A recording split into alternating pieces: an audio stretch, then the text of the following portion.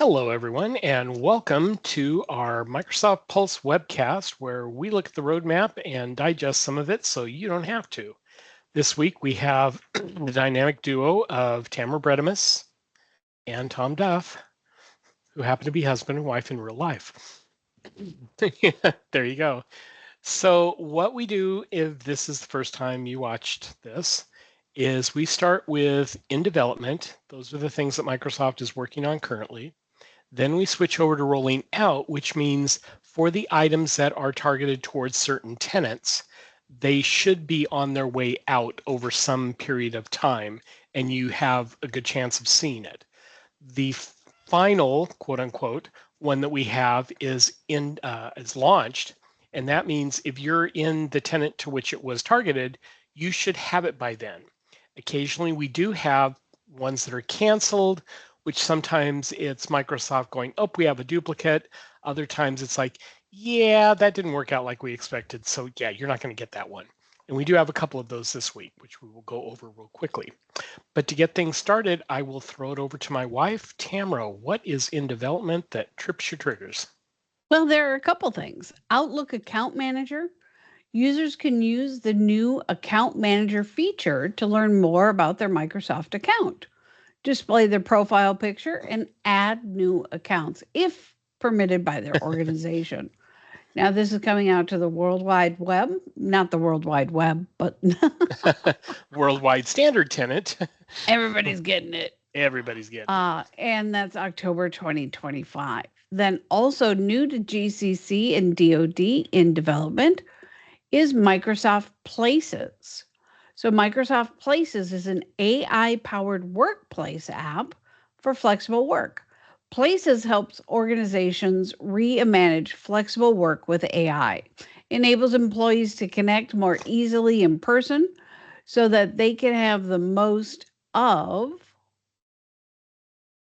in-day offices, in office days. Wow. I was going to say, wow, that didn't sound quite right This coming is out. going to be such a long pulse. All right. And then in Microsoft Viva, unread news notifications in connections. Unfortunately, after further review, this has been delayed to a later date. We apologize for any inconvenience, not we, but Microsoft. Users will receive a weekly notification in Connections app in the Microsoft Teams on mobile and desktop, linking them to relative SharePoint news that they might have missed in the preceding week. This unread news will be available in the News tab in the Connections app under the unread pill.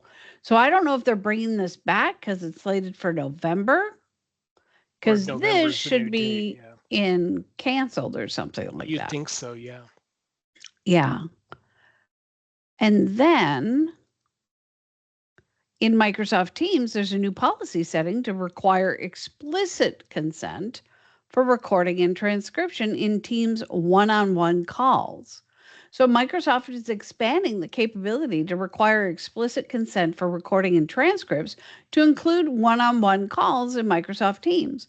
A new setting in Teams calling policy allows admins to enforce this requirement before recording or transcription can begin. When a user with the policy initiates a recording, transcription, or both in a one-on-one call, the other person is automatically muted with their camera and content sharing turned off. The participant will see a prompt asking whether they consent to be included in the recording and transcription. Wow, that's a little aggressive. Well, if you don't want to be recorded, I can see. I mean, they've already got it in other areas. This is just bringing it out to one-on-one calls. Yeah. So probably a good thing. This makes so many people happy.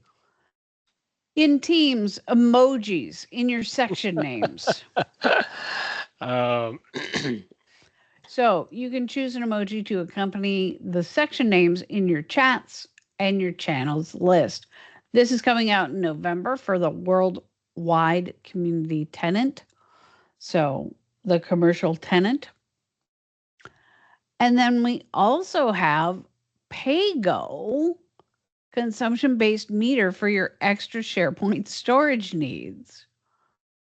So use PAYGO the is new, actually an acronym. it's an acronym? Pay as you go. Oh, PAYGO. nice.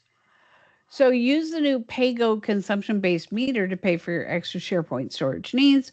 This is going to reduce operational overhead associated with purchasing extra storage packs and more seamlessly integrates with Microsoft 365 Archive.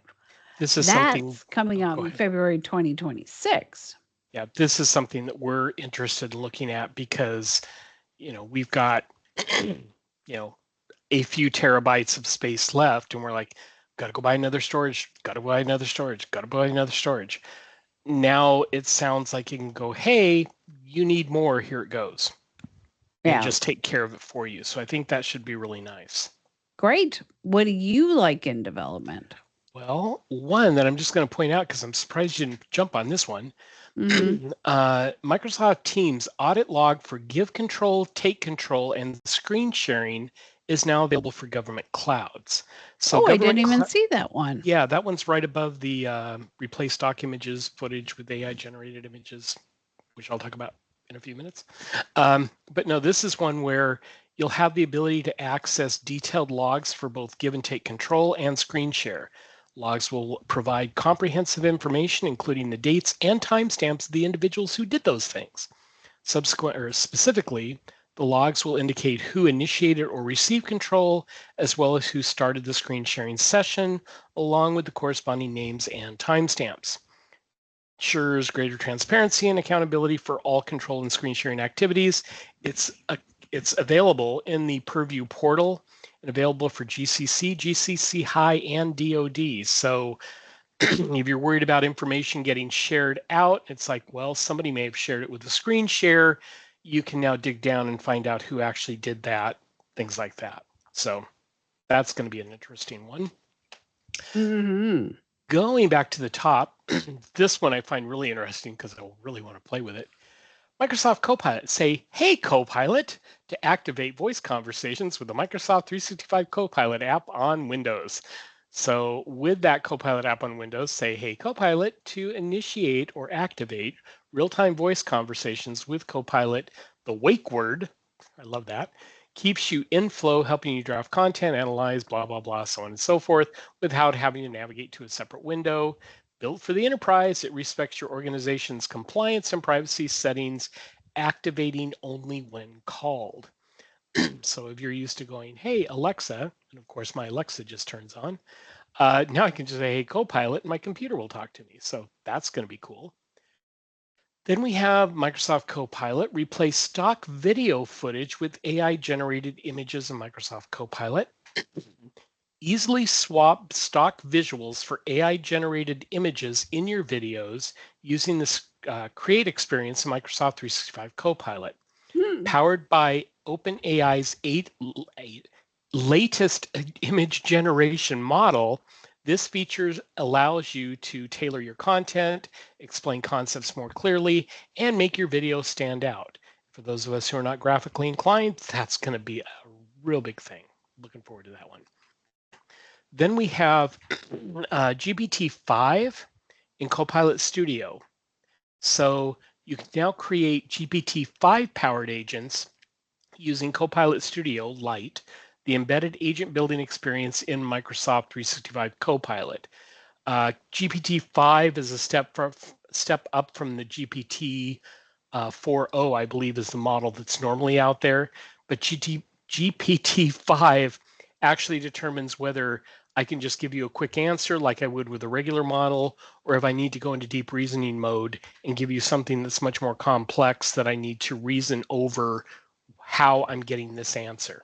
So the fact you'll be able to do that with agents ought to really help when you're trying to do things that, this goes out to here and grabs information from there, which then pulls over to here and brings this in and then combines it over here. Those kind of things using GPT-5 might give you the power that you need to be able to pull those things off. Again, in Copilot, updates to memory and personalization in Microsoft 365 Copilot. Copilot now uses chat history to provide more relevant contextual responses. Updated settings make it easier to view and manage what Copilot remembers and your personalization preferences. This is coming out to the worldwide tenant, and that's in October. So that will help you get answers that can take, to a certain degree, information that you've already talked about and incorporate that into the conversations you're having. One that was associated with the Pago one that Tamara talked about, and that is for Microsoft 365. We have department billing for Microsoft 365 backup. So if you're using the backup feature, obviously that's going to take storage. So department billing for Microsoft 365 backup enables administrators to configure backups by granular scopes, such as departments, geographic locations, or member firms, and manage pay-as-you-go charges across multiple Azure subscriptions. With role-based access control, RBAC, department-specific backup administrators can be assigned, ensuring management control and tailored backup management align to organizational boundaries. So instead of just having to say, you got to back up everything, now you're going to be able to get much more granular in how you want that to all occur, and then how much you're going to get charged for it and stuff like that. So you can get that backup, but not break the bank with storage that you need to make that happen. And that's really all I have in development. Was there anything else you wanted to mention before we go to rolling out? No. Okay, go ahead and go on to rolling out then. Sure. I want to talk about sharing Word, Excel, and PowerPoint local files through the new Outlook for Windows. So when users are in Microsoft Word, Excel, PowerPoint, and they want to share a file that is saved locally to their device, not stored in a cloud location, the new Outlook for Windows will show up as a shared target, and they'll be able to easily email the file. I think that's really cool. That is kind of cool, yeah. And that's rolling out now. And then we've also got online archive for shared mailboxes in the new Outlook for Windows. So online archive mailboxes will appear in the folder pane alongside other accounts, making it easier to access content for a shared mailbox. Then in Outlook, we have read-only access to calendars within a PST file in new Outlook for Windows. Same thing, read-only access to contacts within a PST file in new Outlook for Windows. And then in Outlook, we've got a grid keyboard navigation in calendar month view through the arrow keys in the new Outlook for Windows and the web. So when focused on the calendar grid, you're going to be able to navigate to time slots on the calendar using the left, right, up, down arrow keys in the month view. So it'll make things a little bit faster, I think. And then Outlook folder deletion warning for rules. Outlook will show a warning when you try to delete a folder that's used in a rule. This is going to help prevent accidental rule breakage. It just sounds so aggressive. Breakage. Breakage. And ensure your email flows remain uninterrupted. You'll be prompted to review or update affected rules before the folder is removed. I think that is great because so many times you have rules that haven't fired in a while, but they're still tied to a folder, and you're like, I don't need this folder. There's nothing in it. You go to delete, it's like, and that's gonna break something. That's gonna leave a mark. You bet. Exactly. Then I also like the external tag in profile cards. That's for users that are external to your organization. An external tag will then be shown at the top part of that profile. Cool. Of that profile card. Oh, there are so many things in rolling out that I like. Keep going. You're fine. All right. Planner, information barrier support in Planner. So an information barrier or IB support in Microsoft Planner will enable organizations to restrict access to plans on tasks based on user groups. So the IB, or information barrier, will help prevent data leakage, enforce internal policies, and support regulatory mandates by limiting plan visibility and collaboration to authorized segments. So I have to laugh. I'm seeing IB and I'm thinking irritable bowel. And all of a sudden, we're talking about preventing data leakage, enforcing internal policies, and support by limiting plan visibility and collaboration. Like, yeah, I that just takes don't on a know whole different you. meaning. I know you don't, I but you don't love know me. you. You love me anyway. Don't make eye contact. Oh, anything All else you want right. to bait me with? No, I'm going to stop there because there's just there's so uh, much I want to talk about. I'll leave a little crumb for you. there you go.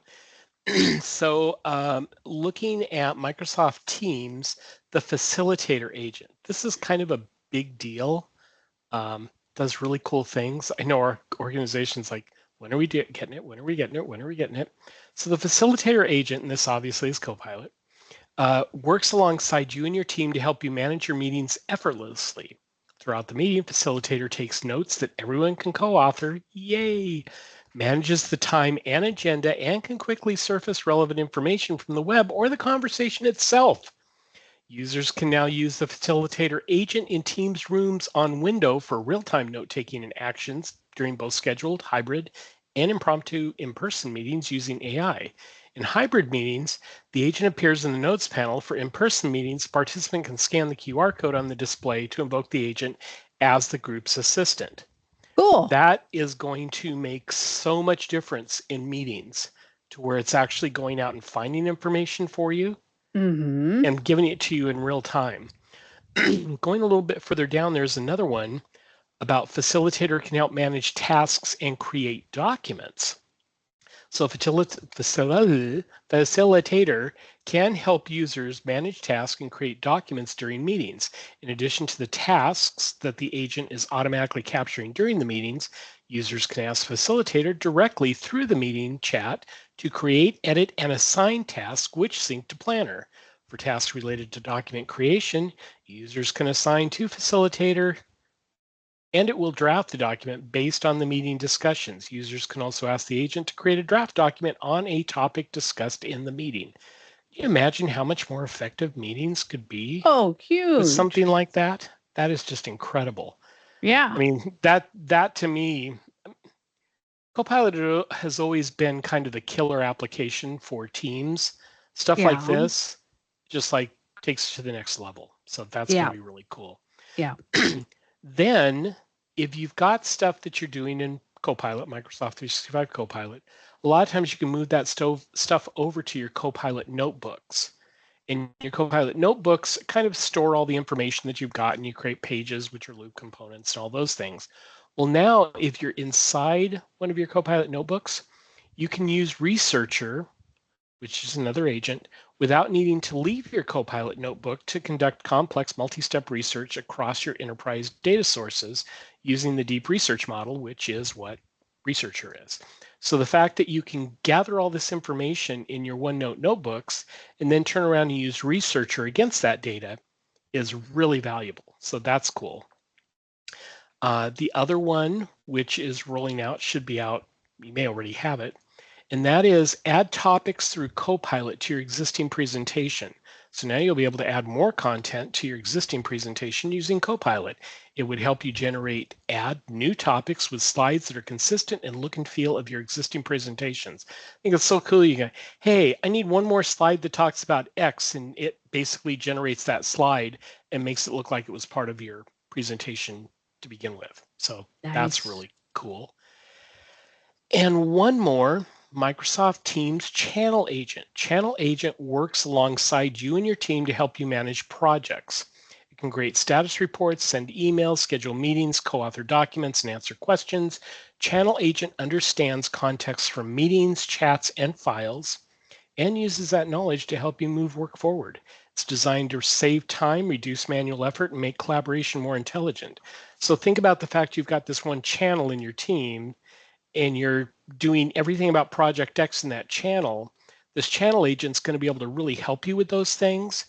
But what's also cool is if you turn around then and start using channel meetings, and you're putting your meeting within that channel, that meeting information, video, the whole bit, is going to come into the channel agent and be able to take you to the next level and what you can do with that, which again, I'm just like, whoa, I want that. I want to play with it. That sounds so cool. So that's coming out in September. So by tomorrow, you should have it if you are in a standard tenant. So that's what I've got for rolling out. Did I miss anything that you still wanted to cover? No. Okay. In that case, then we'll get to launch. There's only 6 of those. So take a shot at it and see if you can nail both of mine. Nope, I bet you I can't. Okay. So Outlook Quick Steps in the pop-out ribbon. So Quick Steps are now integrated into the ribbon of the email pop-out ribbon in the new Outlook for Windows and the web. Users can access and execute their configured quick steps directly while reading emails in separate windows. I like that one. What do you got? That's cool. That was one of the ones I had highlighted. SharePoint agents in Teams channels. So if you've got SharePoint agents, it used to be you got to use those in SharePoint. Well, now you can use a SharePoint agent in a Teams channel similar to how they can be used in a Teams group chat. So again, if you're doing something special with a SharePoint agent, you have the possibility now of being able to pull that into a channel in Teams rather than just a group chat that you have. And then one other one, if you're looking at having to manage your Copilot environment, Copilot Chat Web in, Copilot Dashboard, Copilot Chat Web in Teams and Outlook metrics. So Copilot Analytic users can now view metrics about their Copilot Chat web usage in Teams and Outlook. These updates enable users to better understand both active usage and action counts in Teams and Outlook, and will be available in the Copilot dashboard as well as with additional query support. So again, if management's like, what's going on? What's going on? What's going on? This is kind of information that you can use to say, this is what's happening. So that's a good thing. Anything else on rolling out before I hit into canceled? No, go for it. Okay. We've got 2 items that are canceled. One is truly canceled. The other one's not being released at this time.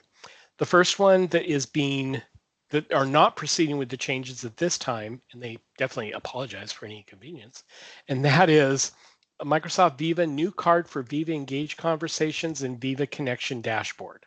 So if that was something you were looking forward to or something you were about to bet the farm on, yeah, they were excited to announce it, and now they're just not going to do anything with it. So that could come back at some point. They do say not proceed with this change at this time. The other one, Microsoft Teams search with apps and agents, personalized suggestions. This is another one where they will not be releasing this feature at this time. And once again, they apologize for any inconvenience this may have caused. So you're not going to be getting that one either. Those have both been relegated to the canceled area. So with that, anything else you want to mention? We're getting a dog on October 12th. Woof. That's not a Microsoft update. No. But it's important to know. Yeah. We bought a king-size bed, so dog will have a place to sleep. Yes, we did. She bought 2 dog beds, so I'll have a place to sleep. One for the kitchen, one for the bedroom. I need a third one for the office, but I'm vacillating between what to pick. Okay. As you can tell, people, this is going to be her dog. Yeah. So with that, everyone, I hope you have a great rest of your week. And join us again next Monday when we do this all over again. Bye, everyone. Fabulous. Thanks. Bye.